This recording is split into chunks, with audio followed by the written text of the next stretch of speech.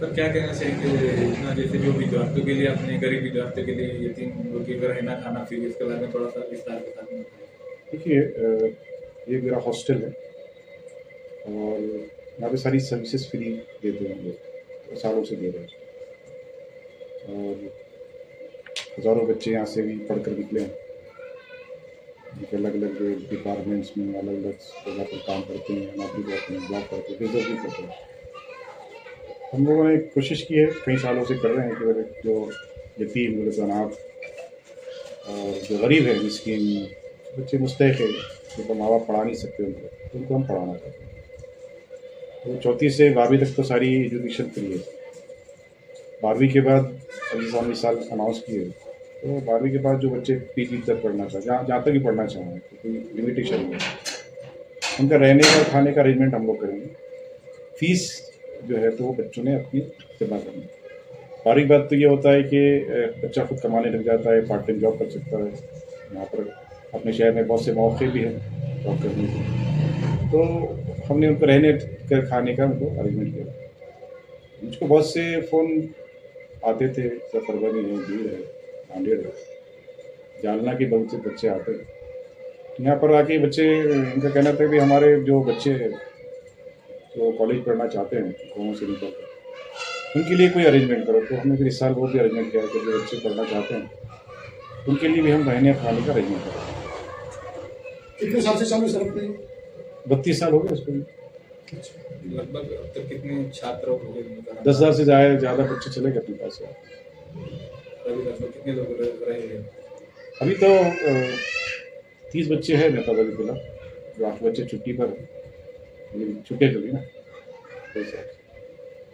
रहने और खाने की क्या क्या सुविधा रही थी उनके लिए? हमारा पास एक कंसेप्ट ये है, मेस का कंसेप्ट जो है, कल्चर है, उसमें होता है कि एक लिमिटेड जो होता है कि खाने में दोपहर में चावल रोटी इस टाइप की दाल वगैरह, शाम में कुछ ये मतलब एक रोज़ ही आपको वैसे ही मेस का खाना मिलता है। मेनू समझो उसका। हमारे पास अलग है, जैसे हम अपने घर में कभी दाल बन जाती है, कभी कुछ बन जाता है, कभी भिंडी बन जाती है, कभी वो, तो हमारे पास भी वैसे है कि हर हफ्ते में 7 दिन जो है वो अलग अलग, हर डे अलग अलग खाना है। तो कभी कड़ी बन जा रही है, कभी कीमा बन जाता है, कभी कुछ। तो इस टाइप से जो है मतलब बच्चों को बोर भी नहीं होना और टेस्ट भी उनको मेंटेन करना। तो ये हमारे पास खाने की क्वालिटी बहुत अच्छी है। मतलब मैं ऐसे समझ सकता हूँ कि हमारे शहर औरंगाबाद में जितना अच्छा खाना हमारे पास दिया जाता है वो शायद कहीं और दिया जाता है। खाने की क्वालिटी बहुत अच्छा है, खाने का सिस्टम अच्छा है। और ये अकेला दुनिया का एक अकेला ऐसा हॉस्टल है जिसको ना तो उसमें वार्डन है ना वॉचमैन है। तो जो छात्र आते, विद्यार्थी आते, आप डायरेक्ट उन्हें ले लेते या कुछ हाँ, प्रोसेसर रहती है? नहीं, हाँ, ये सब क्या है कि आमतौर पर हम देखते हैं कि वार्डन होते हैं, वॉचमैन होते हैं।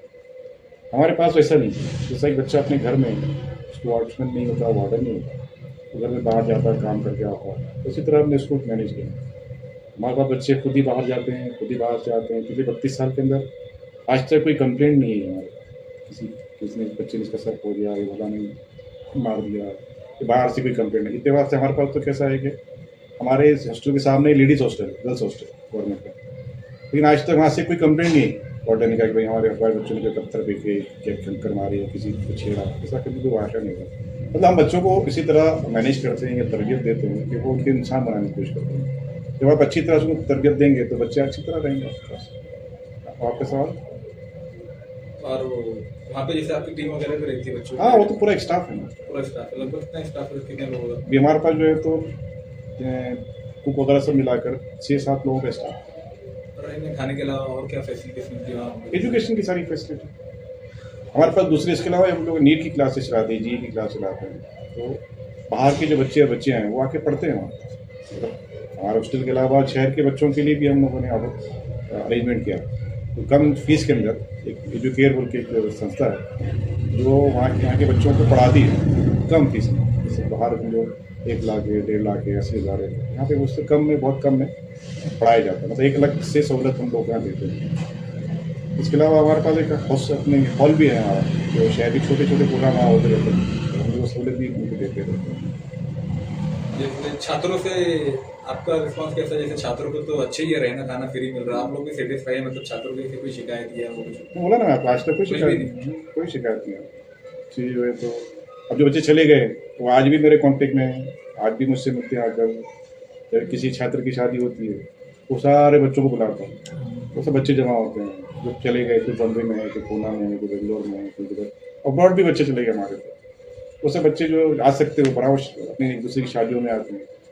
अब जैसा कि जो बच्चे मेरे पास शुरू में आए थे 1994 में, वो बच्चे के बच्चों की भी शादी हुई।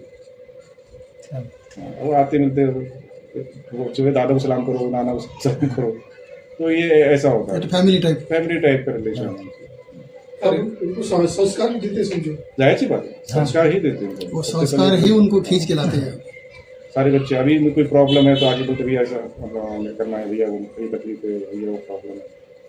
अब वो समय ये भैया तो मेरी उम्र के हिसाब से भैया जस्टा नहीं, लेकिन क्या है कि जब मैं शुरू किया था तो मेरी उम्र उनके बड़े भाई की उम्र थी, तो मुझको भैया ही करो। अब सब बच्चे जब चले गए, लेकिन वो अब एक नस्ल आती है, जैसे रशीद नाम हो हमारा, सबके रशीद नाम हो, बच्चों का छोटे, अब मेरे बच्चों का भैया, तो भैया वो शिकायत भी करते हैं आके, मैं उसको भी करता हूँ भैया ऐसा हो गया, तो हम लोग की शिकायतों का उनके समाधान करते हैं। Sir, actually you are doing wonderful work actually in this world. Some people are throwing their own childs if they are not interested in that. So you are doing such a work. So what kind of thought inspired you for doing such a work? What kind of energy? नहीं, energy का कैसा है कि देखिए क्या है कि अगर आपके अंदर अच्छी सोच है तो सारी सोच आपको अच्छा काम कराती है। और मैं ये भी देखता हूँ कि हमारे पास जो दूसरे हॉस्टल्स हैं वो गवर्नमेंट से एड भी देते हैं। अब नाम तो नहीं लेना चाहता, लेकिन कैसा कि हम लोग गवर्नमेंट से एड भी नहीं लेते। हमारा कोई ऐड नहीं आता, हमारा कोई पोस्टर नहीं छपता, हमारा कोई पॉम्फलेट नहीं आता, हम किसी को फ़ोन करके नहीं बोलते।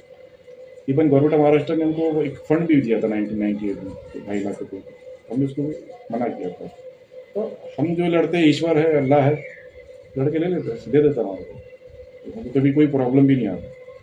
ये कोई हमारा समाज में कोई प्रॉब्लम होता है ना कुछ होता, सब ठीक ठाक चल रहा है, कोई प्रॉब्लम नहीं। पुलिस डिपार्टमेंट का बहुत सपोर्ट है हमको, जैसे कि दामिनी तक बहुत हमारे साथ रहती है, उनका बहुत इंटरेस्ट है। तो जब औरतें हैं तो बच्चों से बहुत घुल मिल जाती हैं वो। इसके अलावा जब CP साहब थे चिरंजीव प्रसाद, वो उन्होंने हमारे पास अंसार शेख स्टडी सेंटर खोला था, उन्होंने अपने प्रोग्राम भी हुआ उनका अच्छा, उन्होंने अलमारी में किताबें, कंप्यूटर भी बच्चों को दिया। तो सर काफ़ी मतलब लोग जो है उसको अप्रिशिएट करते हैं। डिप्टी कलेक्टर अंजलि धानोकर मैडम भी अक्सर आती रहती है। अपने पास संजय कुमार थे डिवीजनल कमिश्नर, उनका बहुत अटैचमेंट होता था हमारे साथ, वो भी बहुत आते थे, क्योंकि अपनी फैमिली के साथ में आके वो उनके साउथ इंडियन डिशेज बना के लाते थे, बच्चों साथ बैठ के खाते थे। फिर बाद में जब प्रिंसिपल सेक्रेटरी होकर बम्बई चले गए तो उसके बाद से हमीद साहब जो थे विद्या अलंकार, उनके जरिए वो फिर सब करके आते थे।